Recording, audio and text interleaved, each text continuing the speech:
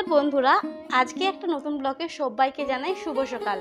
সকাল বলবো কি দুপুর বলবো ঠিক বলতে পারছি না। এখন বাজে প্রায় 11টার সময় আমি এখন চান করতে যাবো আর এখন ব্লগটা স্টার্ট করলাম। আজকে হচ্ছে নীলষষ্ঠীর ব্রত।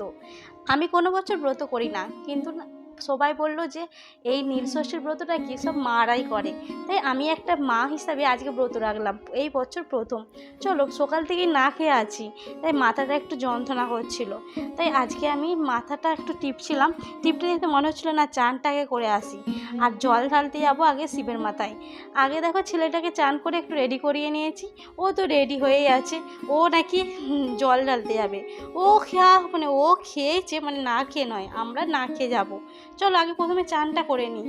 দেখো বলতে বলতেই আমি চান করে চলে এসেছি, আর চান করেছি আর এইরকম লাল আর সাদা ব্লাউজ পরেছি। পুজো দেওয়া মানেই তো লাল শাড়ি পরতেই হয়। আর দেখো আমি লাল শাড়ি পরে প্রায় রেডি হয়ে গেছি।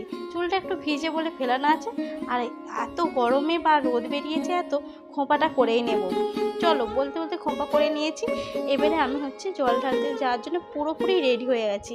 বাইরে এতটাই রোদ যে কী করে যাব সেই চিন্তা করছি। এমনি সকাল থেকে না খেয়ে আছি, তবে যাই হোক, আর যা হবে তাই বোঝা যাবে, মহাদেবের কৃপায় যা হয় হবে।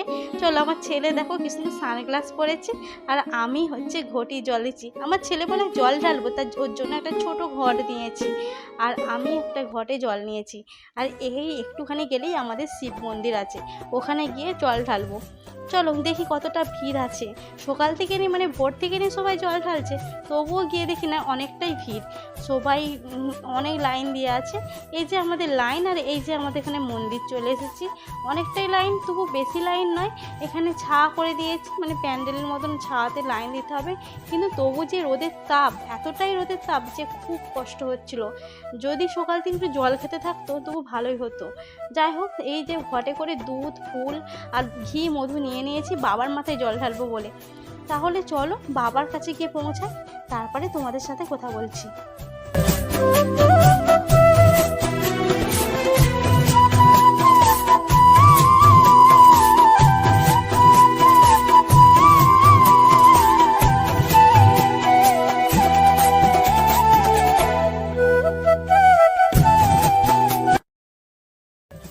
এই মন্দিরে দুটো শিবের মাথায় জল ঢালতে হবে, একটা মন্দিরের বাইরে আর একটা মন্দির ভেতরে।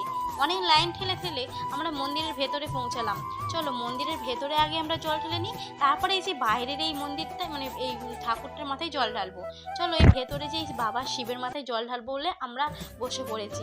চলো জলটা আগে ঢেলে নিই। আমার ছেলে দেখো আগে জল ঢালার জন্য রেডি হয়ে গেছে। এই যে তাকে বলছে বাঁ হাতেই ফুল দিচ্ছে, তাতে কি হচ্ছে, বাবা যদি সন্তুষ্ট হয় বাঁ হাতেই সন্তুষ্ট হবে। তারপরে অনেক কষ্টে তাকে ডান হাতে দিয়ে আলো।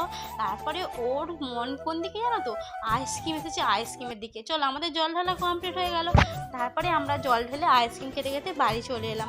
আইসক্রিম খেতে খেতে বাড়ি এসে মানে আইসক্রিম খাওয়ার আগে আমরা পুষ্পাঞ্জলি দিয়েছি, জল ঢেলেছি, অনেক কিছু করেছি। মানে ভিড়ের মধ্যে সব সময় ভিডিও করা যায় না, আর ওখানে ছেলেকে নিয়ে তারপরে ভিডিও তো হয়ই না।